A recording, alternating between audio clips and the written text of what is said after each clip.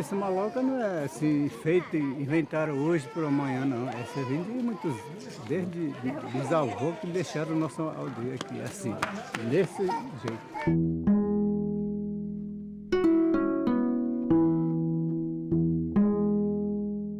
O senso comum sempre diz que as casas indígenas são todas iguais. Lê do engano, né? Cada casa dessa é uma representação de como essas culturas se veem dentro do ambiente. Sociedade e cultura manifesto nessas construções, nessas casas, né?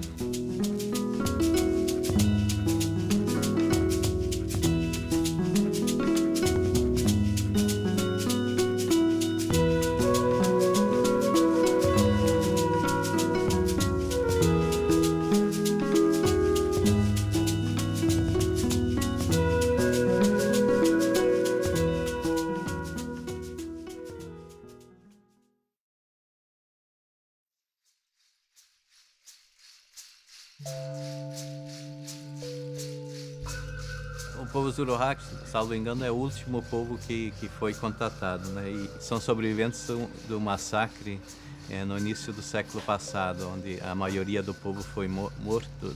Na verdade, 7 povos, né? São sobreviventes de 7 povos, né? Que se reorganizaram a sua sociedade e a partir daí eles começaram a recriar todo o seu mundo religioso, simbólico, né?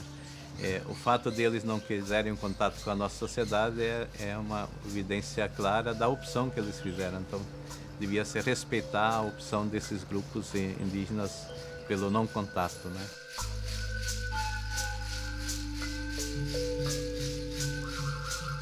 Quase toda a vida acontece dentro da maloca, né? Então, a maloca tem um simbolismo muito profundo, né? É o lugar onde se faz as panelas, onde se faz o veneno para colocar na ponta das flechas, onde se tece a rede, né? Onde se distribui o alimento. Maloca circular, né? Na forma de um cone, tem 15 metros de altura, mais ou menos 25 metros de diâmetro, é uma maloca extremamente grande, coberta de palha, né? E com divisórias internas, de acordo com a disposição das madeiras para a ocupação das famílias. Esse local chama Carru na língua Zuruahá. E cada família habita um carru que fica ao redor da maloca, né? Na beirada da maloca, quer dizer, no centro fica um espaço livre, né? Para dança, para canto, etc. Né? Aliás, o canto é extremamente importante porque ele faz essa conexão direta com o mundo dos espíritos, com o mundo sobrenatural, né? Inclusive, a maloca ela é construída, né, com materiais, com madeiras que tem um simbolismo muito forte, que trazem uma vinculação com os espíritos da floresta, né? Tem que ser madeiras de árvores e que os animais possam se alimentar dos seus frutos, né? Porque essa dinâmica da sociedade Zuroha envolve um pouco a relação entre eles e com o mundo, com a natureza, né? Então, na maloca um pouco se expressa toda essa vida, né, harmônica do povo Zuroha.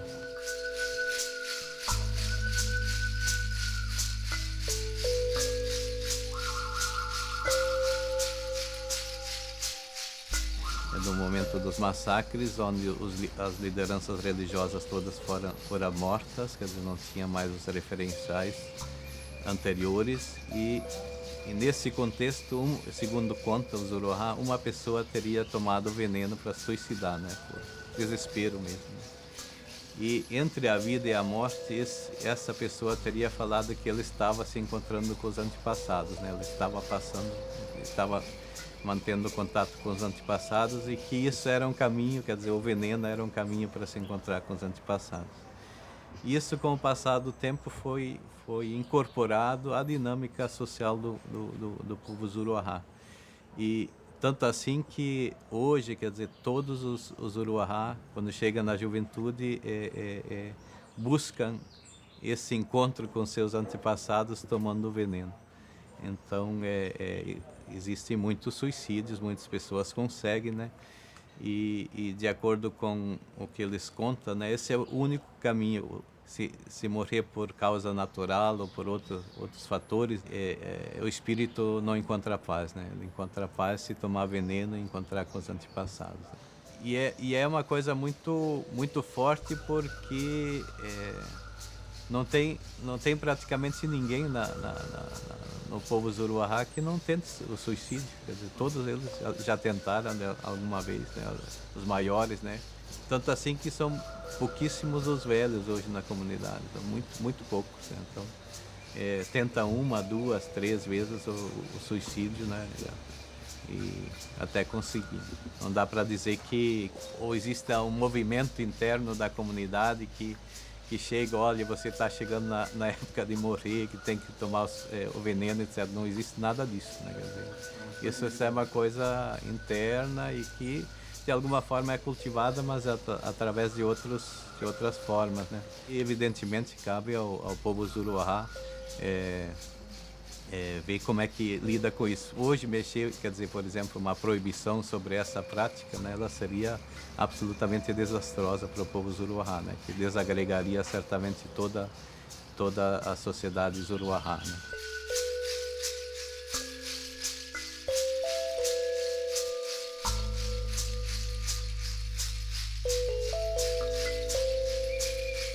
A gente se colocou em contato com uma sociedade que via o mundo com outros olhos e que tinha outros referenciais, outros valores, né?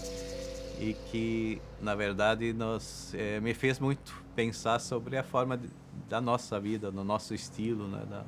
Da vida que se consome sempre mais, que tem um círculo vicioso, etc. Parece que quanto mais se tem, mais se busca, etc., que não tem limite, né? E a sociedade Zuruahá, o povo Zuruahá, preocupado em viver a vida, quer dizer, vivem a vida muito bem, com abundância, etc., sem essa dinâmica, né, individualista da nossa sociedade.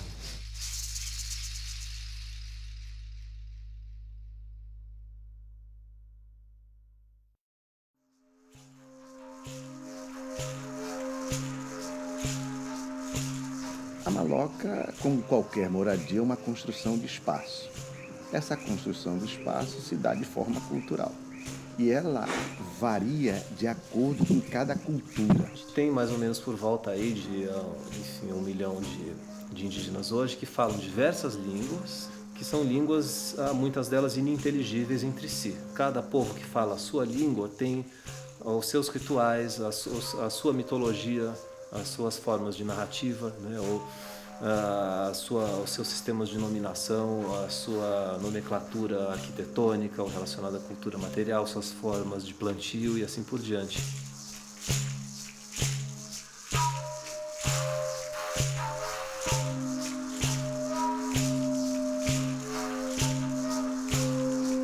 Então, o que é a maloca para o tucano? Ele vai te responder: a maloca é a origem do mundo, é o útero da cobra grande. Era lá que nós estávamos e lá nós nos sentíamos seguros. Existe uma integração muito grande de todos os aspectos da vida do povo Zuruahá na maloca, né? A maloca acaba sendo o centro do universo, né? Onde se reproduz a vida, a relação com o sobrenatural, e onde o religioso se encontra com a vida cotidiana do povo, quer dizer, com a sua economia. A gente pode até dizer que a gente gosta, a gente tem afeto, a gente tem uma relação, investe muito sentimento numa casa, né? Mas isso é uma projeção nossa, né? A casa em si, a parede, não tem nenhuma vitalidade, né? Para os Marubo, uma maloca dessa tem, né? Ela tem uma própria vida, ela tem um princípio vital, um Shinan, como eles chamam. O traço comum é a identidade. Elas representam sempre uma maneira de ver o mundo. As representações dos ancestrais e toda a mitologia está gravada na planta dessas casas. Os esteios são representações das relações de parentesco, por exemplo. Muito a ver a materialidade da maloca, a construção do espaço, o seu lugar estratégico, tem muito a ver também com essa dimensão mitológica, essa dimensão espiritual que dá sentido aos homens e ao lugar.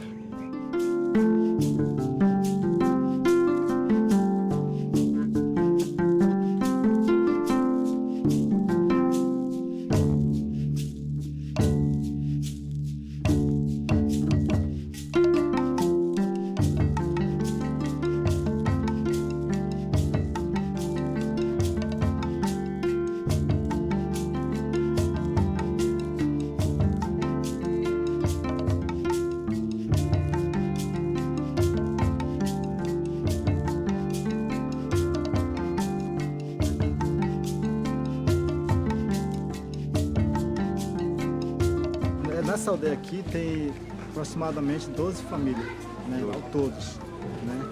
Então, que são divididas em cada seu quartinho. O que divide são esses Isso. mastros aqui, esses pau, Esse esteio aqui, ó. esses esteios. Mas quem divide diz assim, ó, esse quarto é da família tal. Isso decide conforme os líderes, né? Os líderes, ó, tu vai ficar aqui, isso vai ficar aqui, e assim por diante.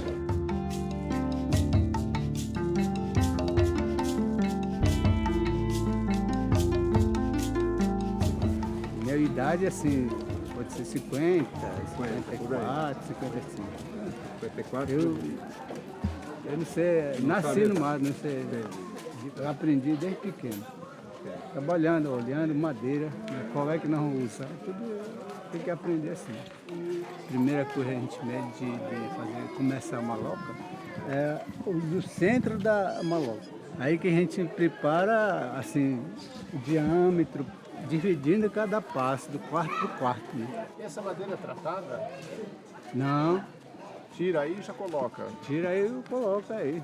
Vem já naturalmente tratado. Né? Aí a gente usa cipote antiga.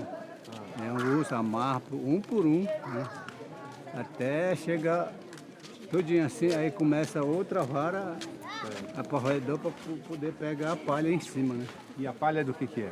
É caraná, bom mesmo, fica 5 anos, aí vai mais, assim, que nem esse aqui, né? Vai longe, né? Assim, depois que não presta mais, esteio, redor de tudinho, aí nós temos que fazer renova de novo.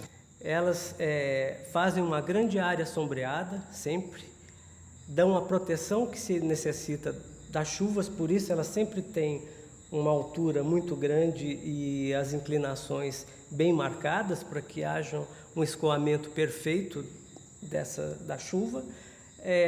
A ventilação se dá através das frestas e é como se ela respirasse. Ela é orgânica.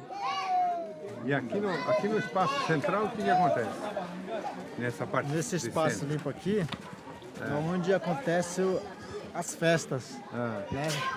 Quando a gente convida outras pessoas das aldeias, aí o pessoal faz festa aqui dentro, nesse espaço aqui. Ela pode caber mais de 200, 400 pessoas. Vem gente de longe. Vem gente de longe, chegando, E aí quando a pessoa vem pra festa, dorme aqui na maloca? dorme no redor.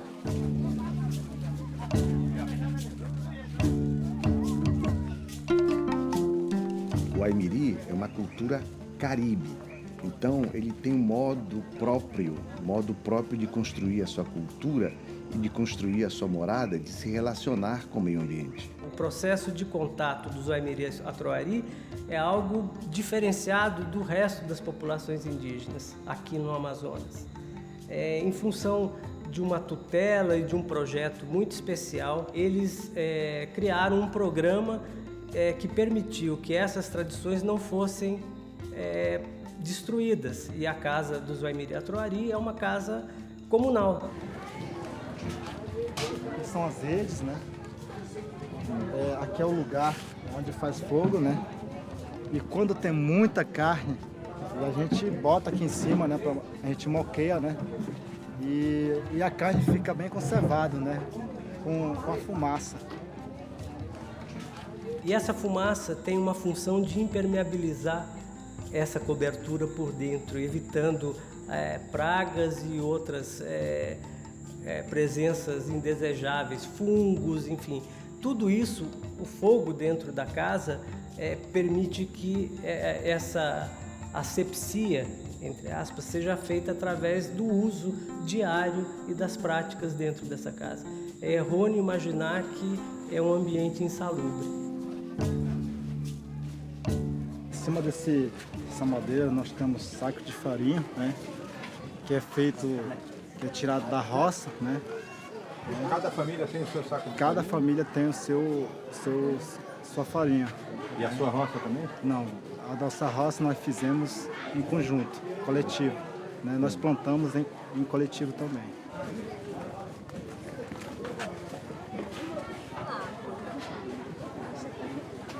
Vocês estão prestando atenção, né? Aqui já é outra família. Né? E olha aqui, já tem um saco de farinha. Né? Aqui já é outra família. Né? Cada família tem as suas farinhas, né? Para sustentar a sua...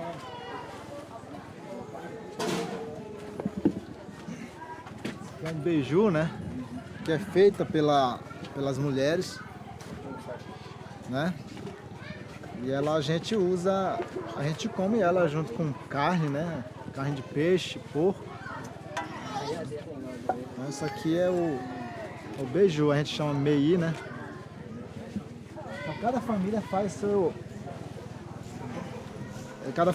beiju.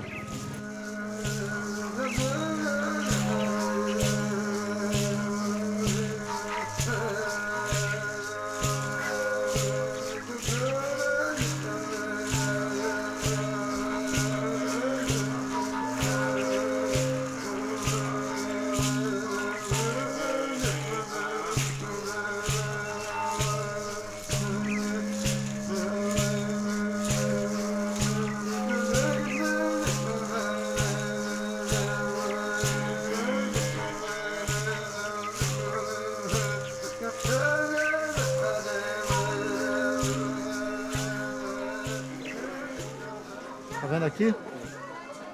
Aqui é uma menina, né? Ela está aqui num local bem adequado, né? Ela... Aqui, nesse caso aqui, ela teve a primeira menstruação dela. Por isso que a gente isola, né? Para ela passar uns tempos aí. Aqui ela vai passar 3 dias sem comer, sem beber água. E isso, o significado de 3 dias para que ela seja uma mulher guerreira, né? Responsável pela sua família, né? Então isso é o significado de 3 dias.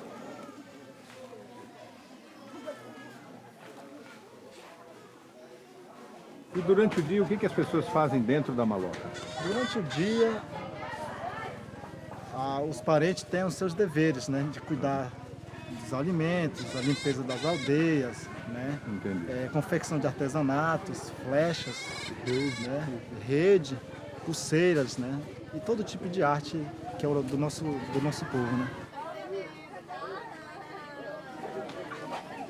Isso aqui é para fazer a rede. Né? Essa aqui é para fazer a rede. É o fio tecido, tá? Isso. É cipó, é isso? Não, essa aqui é a fibra de Buriti. De Buriti. Mas essa vocês fazem ou vocês compram? Não, esse aqui a gente tira aqui dentro da nossa reserva, né? Eu não sei se vocês prestaram atenção, nas margens da estrada, né? Ela tem um monte de buritizal e as mulheres vão num carro, tiram um monte logo, aí tira a fibra e ela vai tecendo. Né? E depois ela fica desse jeito aí, ó. Essa rede aí, ó. Uma rede dessa, ela mede aproximadamente uns 5 metros, né? 6 metros. Tem um maior do que isso.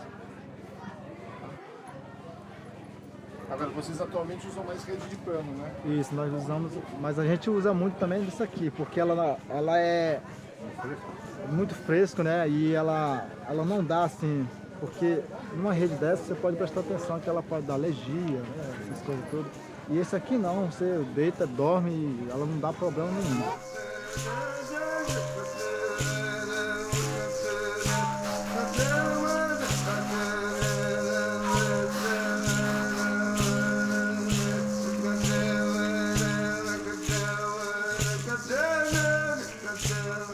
Não se sabe exatamente qual era a população indígena no Brasil e na América do Sul na época da chegada dos europeus, né?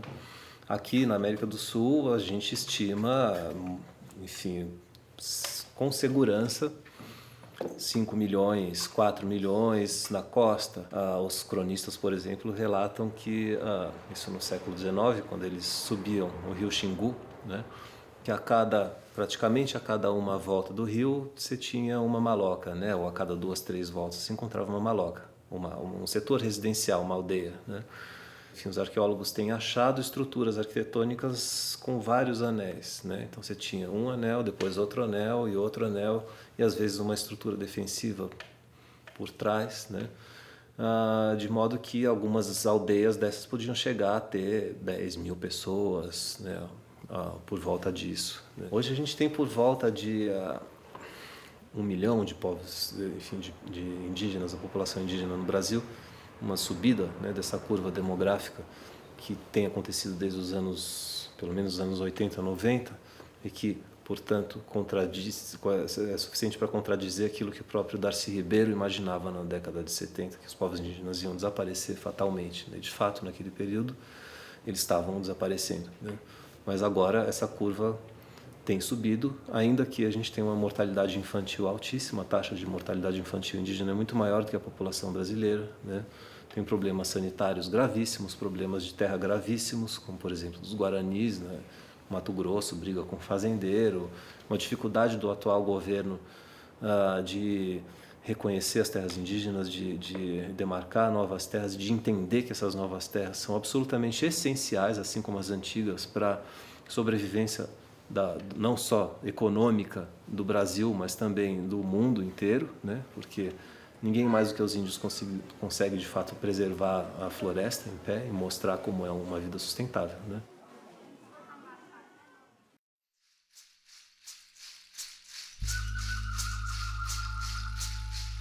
A maloca, na verdade, ela foi um grande entrave no processo civilizatório no Brasil e particularmente na Amazônia. Nós temos depoimentos de padres, sobretudo os padres salesianos do Rio Negro, que qualificavam as malocas como morada do diabo. É que eles perceberam que essa casa era um ponto de união e de identidade mais forte. E isso trazia uma referência de cultura que impedia de você introduzir ali uma outra maneira de você perceber o mundo. E isso foi uma estratégia que os missionários usaram no Brasil e, a partir de 1910, na Amazônia, sobretudo os salesianos, eles perceberam que, dizendo que essas casas eram coisa do demônio, que eram insalubres e que eram promíscuas, eu teria um acesso de como desestruturar e chegar ao espírito dessa gente. Então, essa destruição do espaço comunal, que foi se dando pouco a pouco, isso foi fraquejando e enfraquecendo a organização cultural desses povos.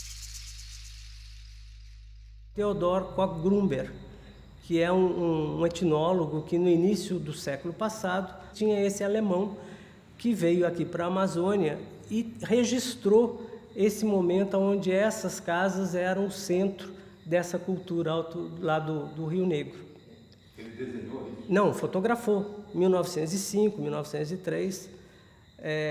Tem um registro importantíssimo dessas malocas, as últimas malocas que aí se encontravam, inclusive com todo o aparato que ela guarda dentro dela, inclusive os ornamentos para os rituais que acontecem na praça central que existe dentro dessas casas. E a partir dessa iconografia, a gente conseguiu recuperar, através de uma proporção matemática, a construção, o tamanho dessas casas. E aí, a partir do modelo reduzido, que é um primeiro que a gente fez dentro de um laboratório, dentro da Universidade de Brasília, a gente identificou qual seria uma maloca ícone e importante lá no Alto Rio Negro. E a partir dessa reprodução, a gente criou um estojo, onde a gente tinha como montar várias casas, porque entre elas também são diferentes. E a partir dessa experiência e conversando com conhecedores, eles imediatamente reconheceram o modelo reduzido e convidaram para que a gente fosse para as aldeias fazer oficinas junto das escolas, dentro do processo de educação diferenciada, um trabalho para discutir essas espacialidades tradicionais. Quando você fala conhecedores, são pessoas da tribo? Os conhecedores são os velhos, as pessoas que construíram malocas e que tinham na memória ainda viva essas manifestações da arquitetura. Então, os arquitetos indígenas, os conhecedores que sabiam qual o sentido de cada peça dessas casas. No certo sentido, o que vocês acrescentaram, então, foi uma espécie de conhecimento branco de como uma maquete, um modelo reduzido pode representar? Exatamente, a questão da proporção. A hora que se percebe que esse modelo reduzido vai além da representação, ele é a coisa em si refeita. E quando você leva essa ideia de proporção, a memória começa a ser retomada. O sentido de cada posição dessas peças começa a ser retomada. Hoje em dia você já encontra em quase todas as aldeias essas casas que têm uma outra função. Elas têm hoje uma função ritual, uma função de espaço diferenciado. As pessoas moram em casas unifamiliares, não moram em casas comunais.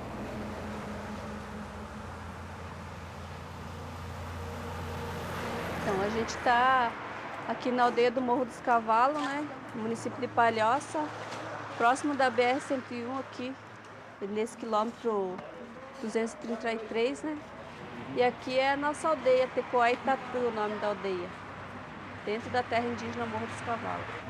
A aldeia foi cortada pela rodovia, né? Porque antigamente, antes da rodovia sair, a gente usava os dois lados aqui, do lado de lá e do lado de cá, né? Como o povo Guarani, ele é um povo de caminhada, né? Em busca da terra sem males, ele passava toda essa região do litoral, até Espírito Santo, Bahia, para lá.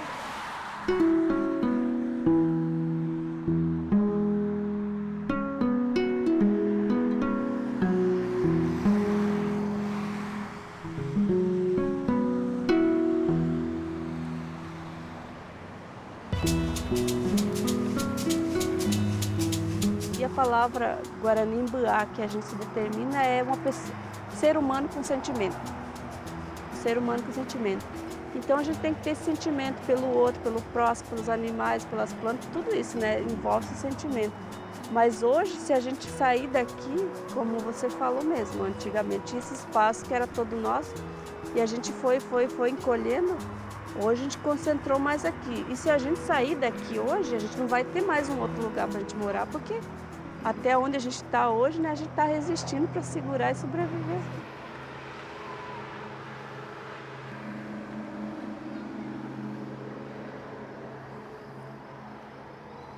A palavra sempre foi muito importante para nós. E daí os nossos mais velhos que foram para a escola foram descobrindo que para o branco não, para o branco tinha que ter um papel e uma caneta.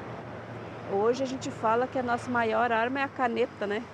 A nossa principal reivindicação hoje para o povo que está aqui no Morro dos Cavalos e em todas as outras aldeias é a questão de terra, porque o Guarani ele sempre sobreviveu da agricultura, da caça e da pesca, né? E aqui a gente não tem assim como sobreviver disso.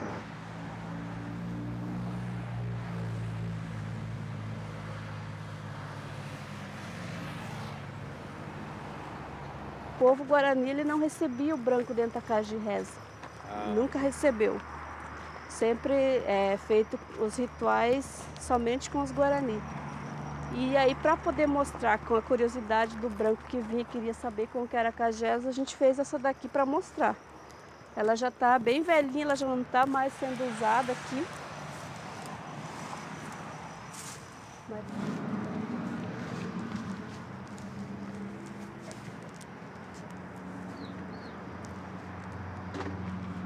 Então, a nossa casa ela não tinha muito na época, ela não tinha móveis, né?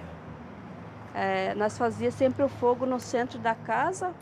Na época do calor não acendia o fogo dentro, fazia o fogo lá fora. E aí a casa mantinha sempre fresquinha, né? Sempre com uma rede ou uma folha de palmeira a gente forrava o chão para deitar. À noite, quando era frio, acendia o fogo dentro da casa, fechava a porta e ela permanecia quentinha, né? Aqui ficou parecido com um altar, que era feito antigamente também, né? Onde a gente pendurava, de um lado era pendurada as flechas, que era para representar os meninos, do outro lado a cestaria, que representava a mulher, né? Aqui no meio eram colocados os objetos cerimoniais, né? Que era o cachimbo, os bastões, né? Os instrumentos musicais eram colocados aqui. Eu nunca gostei de morar em casa de bloco. Eu já passei uma vez na casa de bloco, mas eu não me adaptei porque eu não consigo respirar dentro de uma casa de bloco, é muito fechado. Mas a minha infância toda foi dentro de uma casa assim, né?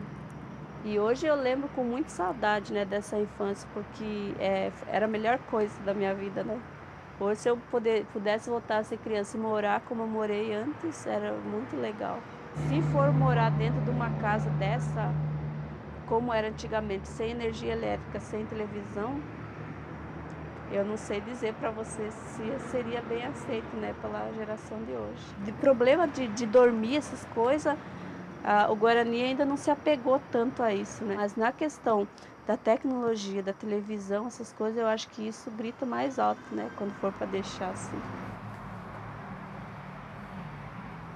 Mudava-se daquele lugar e ia para um outro espaço. A casa caía, retornava para a terra, toda a madeira, todas as coisas, as sementes que estavam ali nasciam. Virava mato de novo. E ela virava mato de novo, né? A casa, para nós, é a mesma coisa que... como se fosse o nosso leito, né? O nosso leito, um colo, né? Que a terra para nós ele já é como se fosse o útero de uma mãe, né? Onde a gente deita e se amamenta ali, né? Se alimenta, mata a sede sem levantar dali, né? Tudo vem de dentro desse útero, né? Quer dizer, até pouco tempo atrás todo mundo morava em casas assim. Tem gente que mora ainda. Tem. Tem gente que mora. Os mais velhos, principalmente, eles moram em casa assim ainda. Moram em casinha assim. E quem tem casa de madeira, né? Ou de alvenaria, como a gente vê aqui, geralmente se você chegar, você vai ver um foguinho do lado lá. Que o fogo é a questão que se mantém ainda.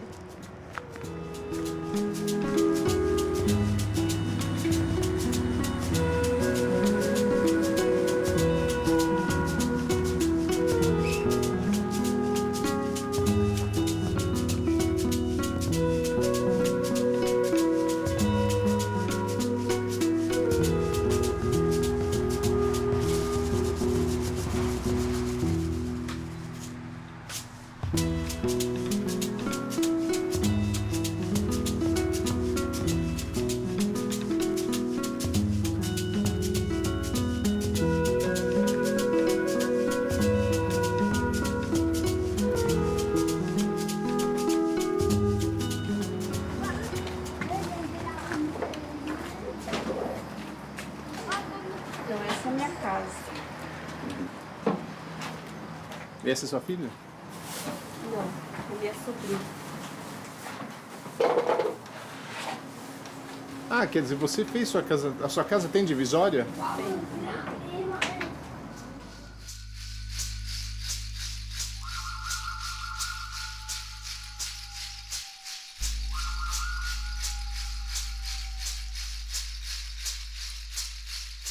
Eu uso muito cachimbo ainda. Ah, é? Porque eu sou bem religiosa. Nessa questão da religião, né, da crença, a gente é bem forte. Toda noite, antes de dormir, a gente, para encerrar o dia, a gente faz um rezo, né, com cachimbo. Aí por isso que eu falo do fogo, né, a importância do fogo junto, que é para aquecer, né, o espírito. Tá aqui, ó, no cachimbo.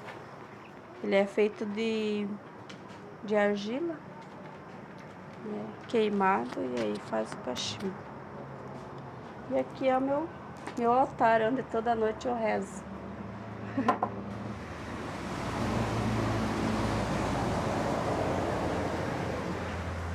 Tinha uma casa, uma grande casa, que era casa de reza, e em volta tinha as casinhas, que eram em formato redondo, né, como falei antes. E durante o dia, a maioria das famílias se alimentavam nesse centro.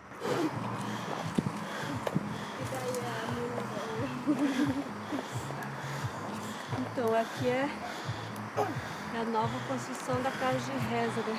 Porque a gente tinha uma já aqui mesmo.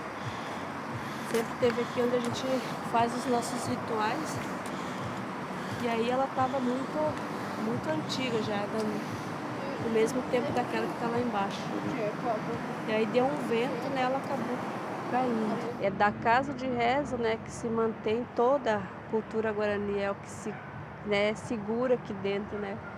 Porque a linguagem, o canto, a dança, os rituais, elas permaneceram por causa da casa de reza e que foi muito importante, né? Desde da criação do mundo, né? Na casa de reza é onde eu me fortaleço, né? Onde eu venho buscar força, tipo, você descarregar as coisas ruins que vem nas costas, a gente chega e descarrega aqui e se fortalece para andar de novo. E na casa é onde é minha vida, né? Onde eu descanso, onde eu planejo todas as coisas, né? Dentro da minha casa. A casa de reza, o fogo, né? Principalmente é o centro onde aquece, né? E mantém viva toda uma cultura, toda uma memória. E essa casa de reza, eu digo, né? Hoje, né? Em pleno século XXI é histórico, né?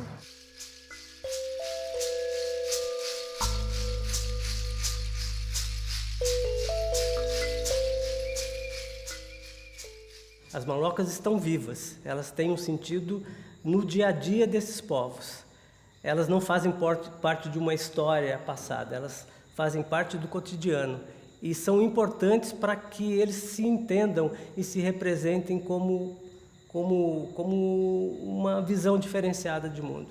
De maneira alguma elas são resquícios de um passado, elas são manifestações de um presente que ecologicamente, inclusive, responde à questão tão falada da sustentabilidade. Muitas vezes, com essa vontade da coisa orgânica, sustentável que se tem e que muitas vezes hoje em dia também se transforma em mercadoria, você passa a vender uma ideia do orgânico, uma ideia do sustentável, eles viram uma metáfora desse simples, né, do tosco, do rudimentar, do elementar, que na verdade não tem nada a ver com as formas deles de pensar, mas sim com uma necessidade do não indígena de imaginar um outro, que é um outro mais simples ou mais puro, o que tem mais a ver com os nossos mitos do que com os mitos criados por eles mesmos, né?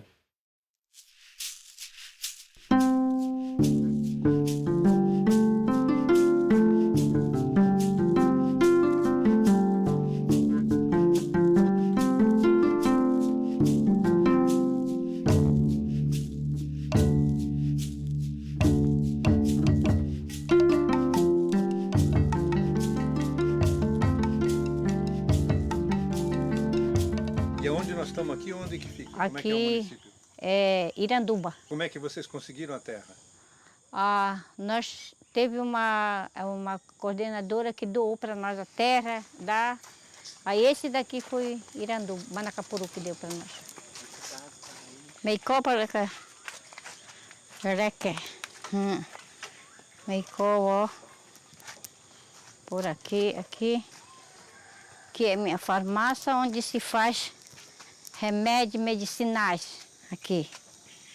Este aqui, nome deste Cuná, porque trabalho com esses ossos aqui, né? Tudo isso para mim é remédio, para nós aqui é remédio. Este daqui para levar doença, mesma coisa, faz. Aqui a fumaça vai levar doença embora. Este aqui são saracura-mirá, para malária, para inflamação, para tudo. Este daqui é bom, né? Então, tudo esse daqui são remédios. Este aqui, ó. Este mira. Tinga quando homem, mulher está cansado, já está. Só tomar. Levanta quem está morto, isso aqui, né? Então, tudo esses aqui são remédios, ó. Este para asma, esse para cicatrizar a enfermidade, né? Tudo esse daqui são remédios aqui para nós aqui. Aqui se prepara, né? Aqui para tosse de guariba, aqui para quem não sabe cantar, né? Quando eu vou fazer um remédio, né? Vem uma coisa na minha cabeça, né? Aí não é esse, é esse. Aí eu começo a fazer o remédio. Quando eu era mais pequena, eu tinha 12 anos, quando na tribo eu fiz o primeiro remédio para uma criança, né? O seu povo veio de onde? Do Baixo Amazonas, município de Barreirinha, aldeia Ponta Alegre.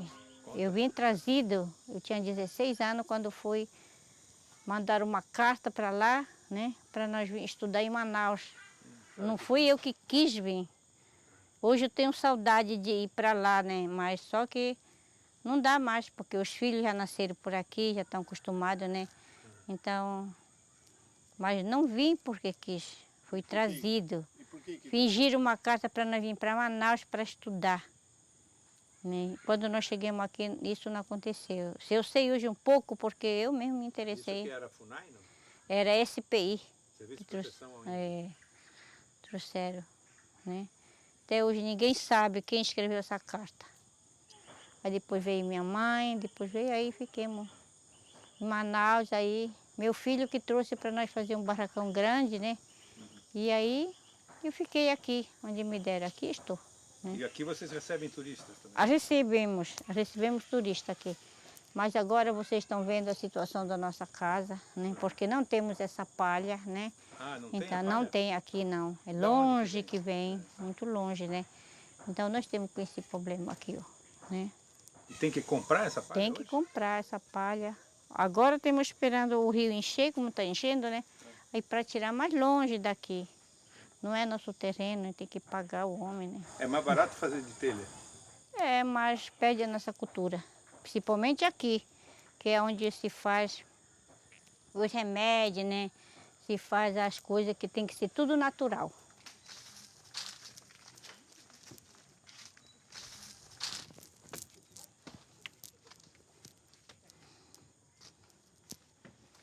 Este é o nosso centro cultural, nosso barracão, onde nós fazemos o nosso ritual. Isso é como se fosse para nós nossa geladeira, para ficar carne quando tem peixe, quando tem nosso ritual aqui. Para o dia do índio tem, dia 19 de abril. E aí o que acontece nesse lugar? Ah, vai ter uma festa, vai ter o ritual da tucandeira. O que é o ritual da tucandeira? É a formiga que bota na luva, né, e o guerreiro vai dançar.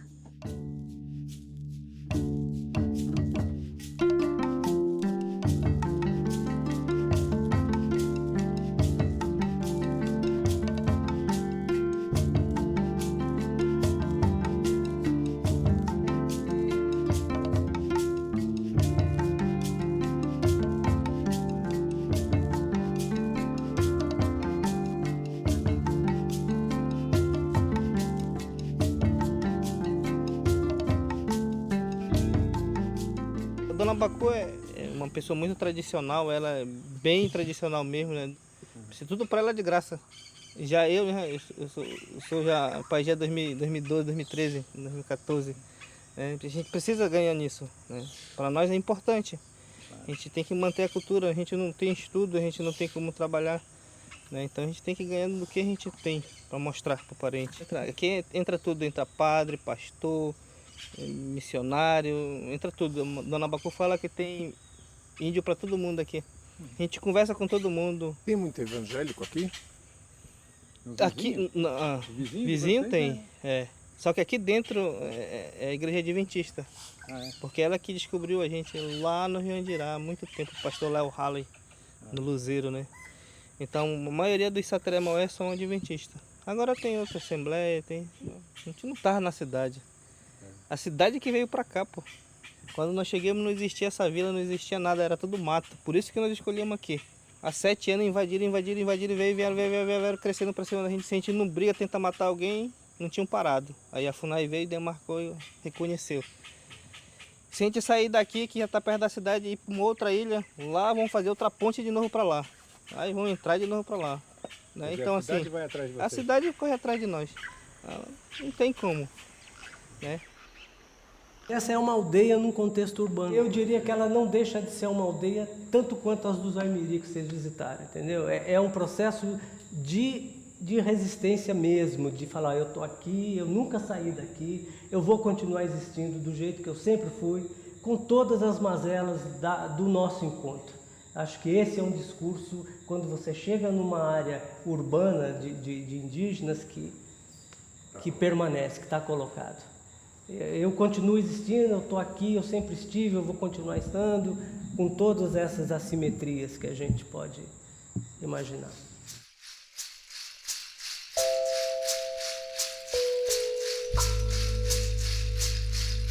Todas as casas indígenas são muito diferentes e elas são um exemplo do que é estabilidade, beleza e conforto para todos esses povos.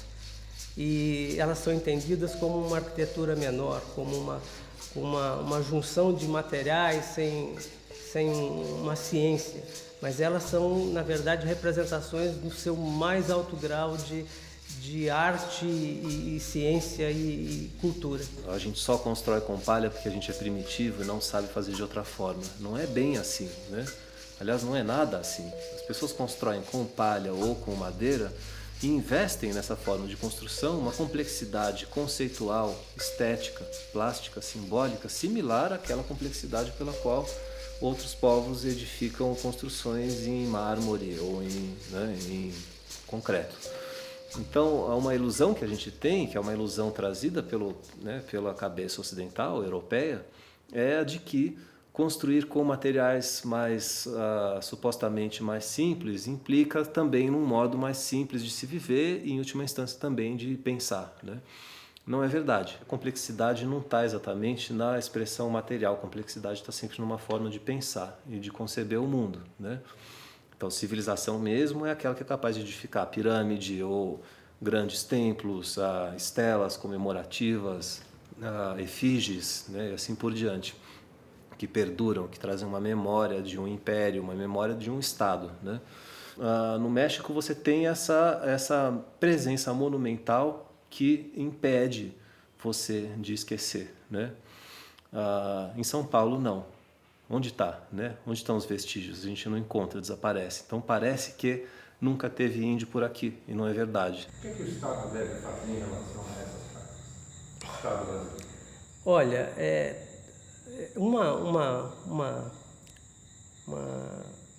uma luta, no caso aí muito pessoal, seria, por exemplo, o Instituto do Patrimônio Histórico Artístico Nacional incorporar isso enquanto patrimônio arquitetônico. A gente tem muitas igrejas de cal e pedra reconhecidas como patrimônio e a gente não tira o valor delas de maneira nenhuma. Só que essas expressões são tão importantes quanto essas outras. Então, uma maneira de diminuir a assimetria da nossa sociedade em relação a esses povos seria agregar um status para essas construções para que fossem vistas de outra maneira, não como choças e casas, mas como patrimônio histórico, onde você vai entender relações de parentesco e valores que a sociedade nossa não está habituada a articular.